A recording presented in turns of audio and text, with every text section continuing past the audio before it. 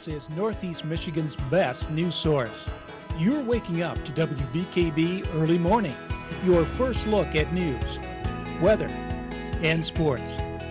This is Early Morning. A person of interest has come to light in the recent murder of an MSU student.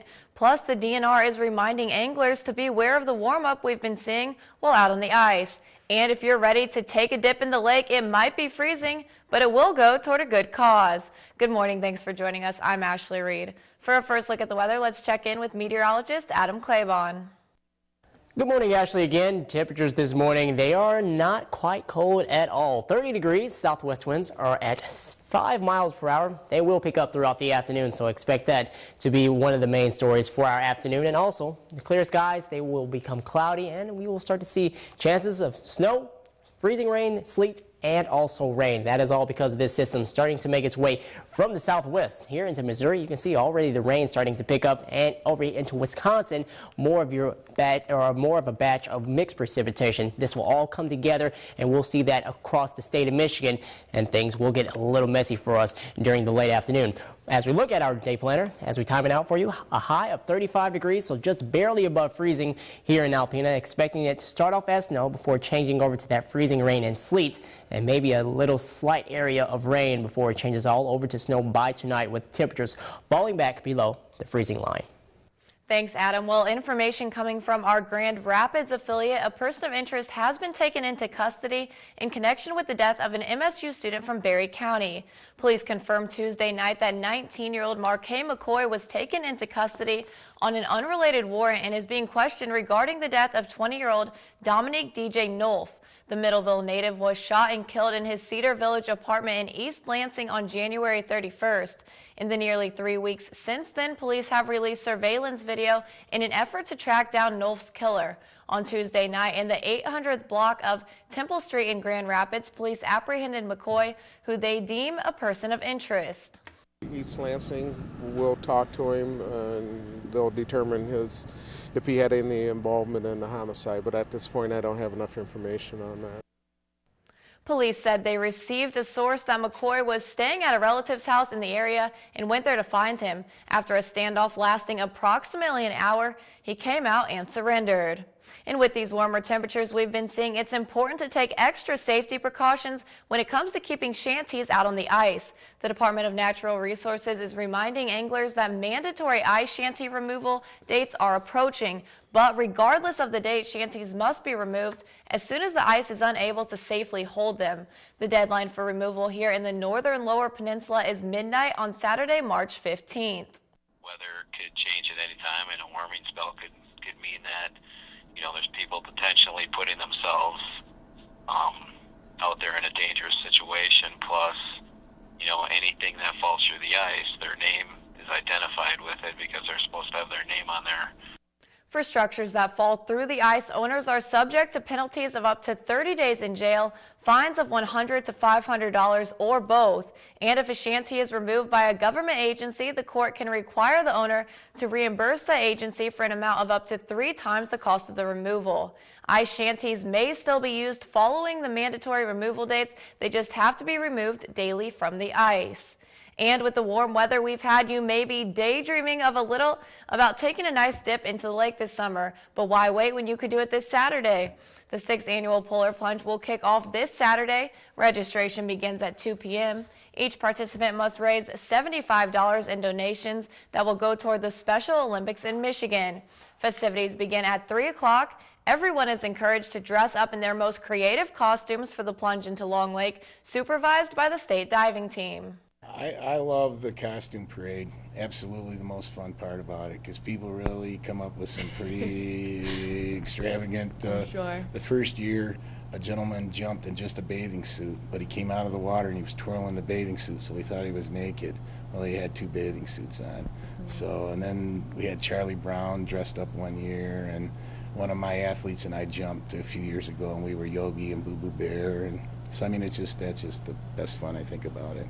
Burke says that this is one of their largest fundraisers in the Alpena area. The Special Olympics receives no state or federal funding, so they rely on the big fundraisers like this one. State Representative Peter Battaglia will MC the event, and an after party will be held at the Hideaway Bar. The search for a new city manager in Rogers City is still underway. At Tuesday night's city council meeting, plans were made to hold a special separate interview with Joe Heffel, as there is potential of doing business with his current employer in Onaway. Heffel has been the city manager of Onaway for just over a decade now, and Mayor Tom Sobek of Rogers City says after looking into other neighboring communities who have partnered up and used the same city manager, it is definitely worth looking into. We've found another pair of communities that are doing it in southwestern Michigan, and I think it's worth exploring. The cost savings potentially would be a benefit to both communities.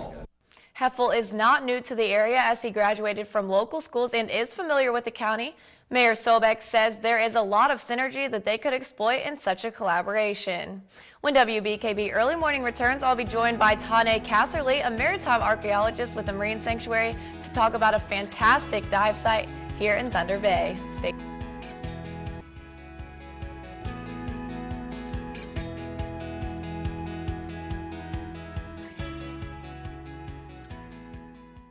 Welcome back. I'm Ashley Reed. I'm joined here this morning by Tane Casserly, a maritime archaeologist with the Marine Sanctuary.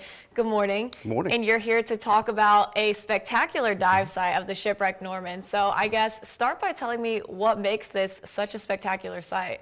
Well, first of all, it's because the ship's entirely intact. You know, she went down in 5 minutes. The whole thing is there. We don't see that a lot of times in other areas around the world, actually. Okay.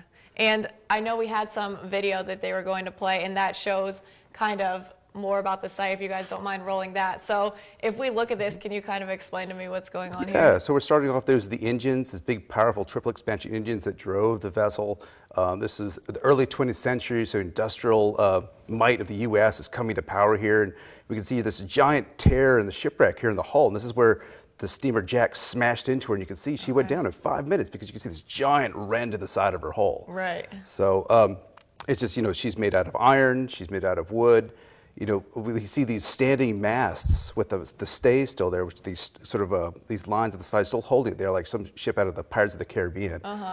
We're looking at the captain's yawl boat there, and a lot of times I can tell you the ship went down so quickly because if you see the lifeboat on the bottom, they didn't have a lot of time to launch those things. So it tells you this is really kind of a disaster. But then a lot of these interior spaces are still intact. You can swim through and see the hallways, the offices, the messes. The doors are still there. I mean, just spectacular.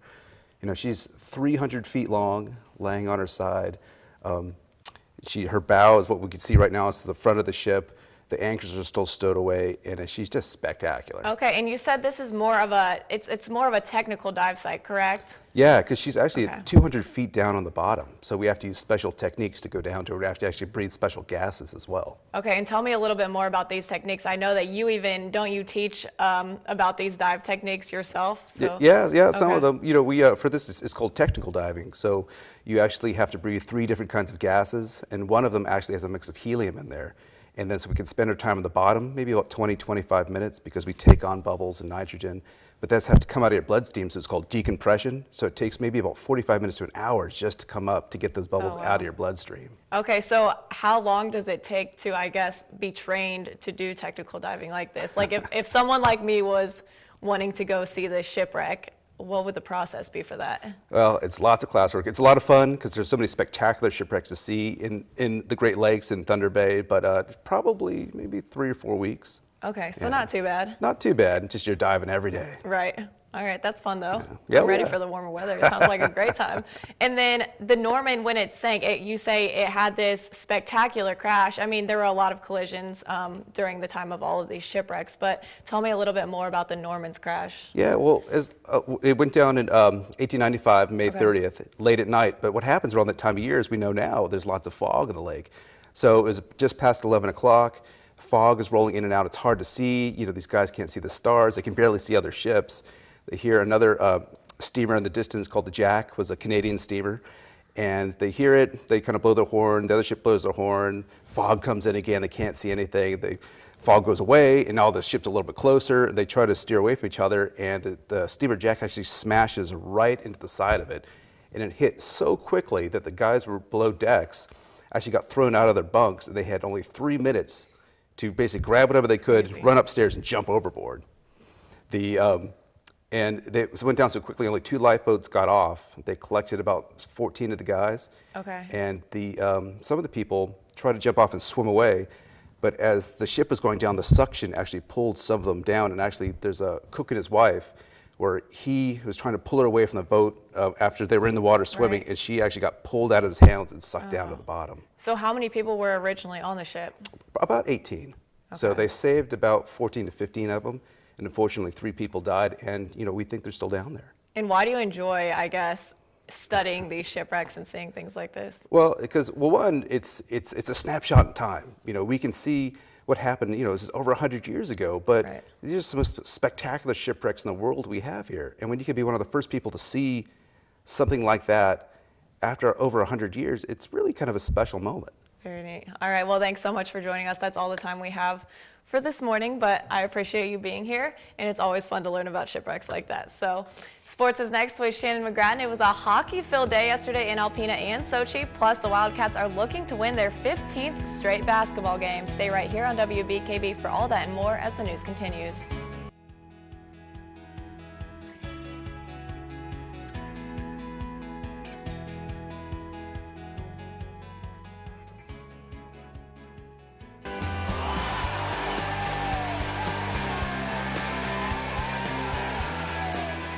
2008 was the last time the Alpena boys basketball team won a Big North title. As of late, they've been playing lights out, though, showing that nothing is too far out of reach. Last night, the Wildcats looked to continue their current 14-game winning streak, but first, they'd have to get past the boys in red. Off the steal, Tyler Pintar backhand feed to Dylan Hose. Alpena up 29. Then Pintar comes back for more. He ends the first half with 23 points. Tawas's Jacob Morgan makes his third 3 of the game. But a minute later, Andy Marweed to Eli Martin. Count it. Then Marweed gets his hand on a loose ball. Alpena extends its winning streak to 15 games, beating Tawas 70-34. In other action last night, Trenton Laverne led all scorers in Alcona's 57-42 win in Hale. Hillman clinched a share of the North Star League last night, beating Augrey Sims 56-45. Down 23, Oscoda fell 54-52 to Fairview. Akil Jones led with 17, while in Cedarville, Posen lost 92-53. In Ski Valley action, Joburg won 74-55 at Inland Lakes. Logan and Brandon Huff had 21 points. A nail-biter down in Forest area leaves Onaway on top. Joe Obradovich finished with the double-double in the 69-68 win. Finally, in girls action, Tawas won 55-46 over Alpena. Jenna Sostak had 24. And in Joburg, Haley Weaver finished with 8 points and 20 rebounds in Joburg's 75-42 win over Mansalona. Bobby Allen and the ACC women host Macomb last night in community college action. Start of the game, Ashley Monticello down low to Anna Carrick. Lumberjacks up 4-0. Off the steal, Tierra Malone continues the Monarchs' run, putting Macomb up 2. 13 left in the first half. Courtney Holmes feeds Carrick this time, putting Alpena up 10-7. Emily Nowak making the dose 5 minutes later. However, the Jacks weren't able to catch up the rest of the half, falling 97-50 last night. Later in the evening, the men looking to top the Monarchs for the second time this season and bringing the Jacks within 1 is Stephen Shepard. A minute later, Macomb starts to charge. Maurice Carlisle dropping the dose, putting Monarchs up 18-11.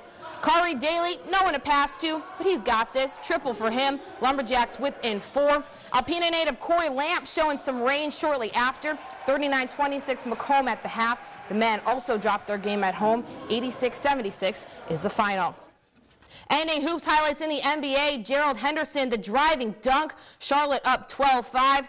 2 minutes later, Andre Drummond makes some noise. Pistons end quarter 1 down 7. Detroit cutting its deficit. Will Bynum to Drummond, making it a 3-point game. But off the steal, Charlotte goes coast to coast. Michael Kidd-Gilchrist putting the Bobcats up 7. Moving to the second half, Henderson dropping the trace. The Pistons fall again to the Bobcats, losing 116-98. last night. Moving to the ice, the last time Alpena met Gaylord, the Wildcats won 8-0. They played 2 games since then, falling in both. But for senior night at Northern Lights Arena, Alpena was looking to end the regular season strong. 6 minutes into the game, Nick Barani puts the Cats on the board. 2 minutes later, Blue Devils' Gage Andrews makes his 9th save in his goalie debut. On the other side, Jay Dutcher dives in for the puck. 1-0 Alpena, 6 minutes left in period 1. Jansen Sadler extends the Cats' lead. 9-1 Alpena is the end result against Gaylord. Over in Sochi, the United States and Czech Republic were tied at 1 yesterday afternoon, but after taking a 2-1 lead with 5.5 minutes left in the first period, the red, white, and blue never looked back, topping the Czech Republic 5-2. Canada, on the other hand, had a much closer game against Latvia, winning 2-1, meaning a rematch of the gold medal game in Vancouver will happen in the semifinals of these Olympic Games. And that game will be played at noon tomorrow, while Sweden and Finland will meet earlier Friday morning in the other semifinals game at 7 a.m. On the women's side today, Switzerland and Sweden will play in the bronze medal game at 7 a.m. So just after this show, while the United States and Canada will skate it out for gold at noon. Other highlights from yesterday, the U.S. is currently in first place after 12 days of competition with a total of 23 medals. Russia is in second with 22, and the Netherlands are right behind in third. Alpine skier Ted Ligety won gold in the men's giant slalom, becoming the first American man to win the event twice, while in women's bobsled, the USA fell short to Canada to win silver and bronze. So again, the U.S. women will play Canada at noon today. We'll have that at 6 and 11. We'll see you later. Ashley, back to you. Thanks, Shannon. For a look at what we can expect outside today, let's turn it back over to meteorologist Adam Claybon. Adam. Throughout the afternoon and by tonight, it's going to be a very high impact weather coming into the region, and that is going to be because of this strong system coming from the southwest, currently down near portions of Illinois and also in Indiana. But currently 27 degrees in Gaylord, sitting at 30 in Alpena, 27 down in Tawas City. Temperatures, they will be warming throughout the afternoon. We will be above freezing yet again, and that will actually set us up for a batch of wintry precipitation. But as we take a look at temperatures across the rest of the nation, 34 in Minneapolis, 32 in Chicago, and seeing more of the 40s a little farther south towards St. Louis and in Kansas City. Taking a look at our satellite and radar, this is where our system is, just to our south here into Illinois, starting to push a little bit into Indiana as well. Seeing most of the colder air, or at least the colder precip, back here into the portions of Wisconsin. As you can see, that area of pink, that is freezing rain and sleet. This will all start to push its way towards us, and throughout the afternoon and tonight, that's when we will be expecting that system to finally push its way in. Current winds are at 8 miles per hour in Oscoda, 5 in Alpena. These will definitely strengthen throughout the afternoon, and wind chills, they won't be too much of a factor, as we will be seeing temperatures in the 30s. What's ahead for us? We'll have a few clouds early on this morning before things during the afternoon, they start to go downhill. We'll see the light precip start to move in. First starting off just as snow before changing over to freezing rain and maybe even all rain by early evening. We'll get the kitchen sink tonight, as we'll change over from rain back to freezing rain and then even to snow yet again as that cold front starts to push its way in late tonight and into Friday. This is our setup. We have this area of high pressure just to our southeast off the coast of the United States, but that is allowing milder air to come in from the south, really dragging that, or really bringing that up into our neck of the woods. And as we put this into motion, you can see that the milder air, it is here for a while. The system will slowly but surely push its way in here. You can see how we'll start off with freezing rain and then change over to just snow as this cold front will push through. Colder and breezy air will follow in right behind that, and expecting highs to be back down in the 20s and even the teens by Sunday. Day planner we'll have a high of 35 degrees, dropping off to 27 degrees by tonight. That's when our winter weather will start to become all snow. Southeast winds at 15 to 25 miles per hour. More snow for us by Friday before things really cool off for us on Monday with a high of 12 degrees. Thank you, Adam. Well, coming up next on WBKB Early Morning, a new warning has been issued for travelers this morning. It's the second warning about possible threats to airlines this month. Stay tuned. Good morning and welcome back. I'm Ashley Reed. In national news, a new warning for travelers this morning. The U.S. Department of Homeland Security says terrorists could try to hide explosives in shoes. It's the second warning about possible threats to airlines in less than 3 weeks. CBS's Marley Hall has more from New York. Travelers heading to the airport this morning could face tighter security. The Department of Homeland Security is warning airlines to watch for explosives that could be hidden in shoes, liquids, or cosmetics.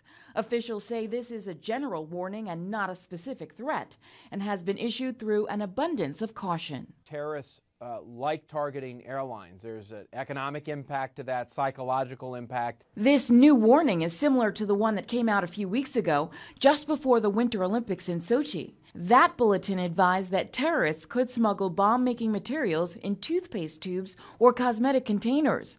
But that warning dealt with flights headed to Russia, not the U.S. Terrorist actors have tried to find new ways of either smuggling material on board around the security features or using different materials. In 2001, Richard Reed tried to set off a shoe bomb on a Paris to Miami flight. As a result, pulling off shoes at security checkpoints is now standard procedure. If you're aware of your surroundings and you're a frequent flyer like I am, you're kind of used to, these things and kind of just roll with it a lot. Wednesday's notice targets flights heading into the U.S. from overseas. Marley Hall for CBS News, New York. All right, well, we're going to take one last look at weather. What do you have for us, Adam?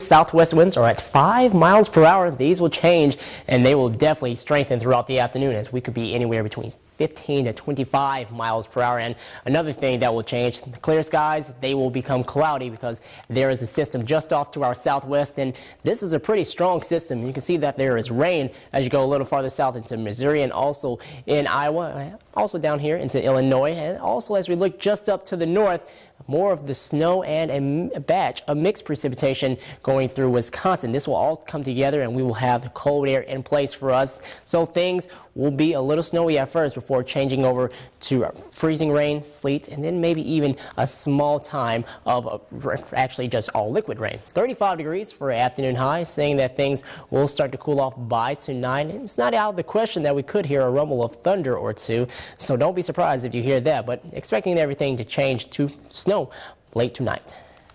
Thank you, Adam. We'll be sure to tune in tonight for WBKB 11 News at 6 for updates in news, sports, and weather. Lindsay Ideluca will have the latest in local news. Meteorologist Adam Claiborne will have the weather, and Shannon McGrattan will have all updates from the world of sports. Also, don't forget you can read more about our broadcast stories and get the scoop on other news items online. Just visit WBKB11.com for sports, weather, and news updates anytime, day or night. Or add us on Facebook at facebook.com/WBKBTV. That's all we have for you today on WBKB Early Morning. Thanks for watching. Good Morning America's up next.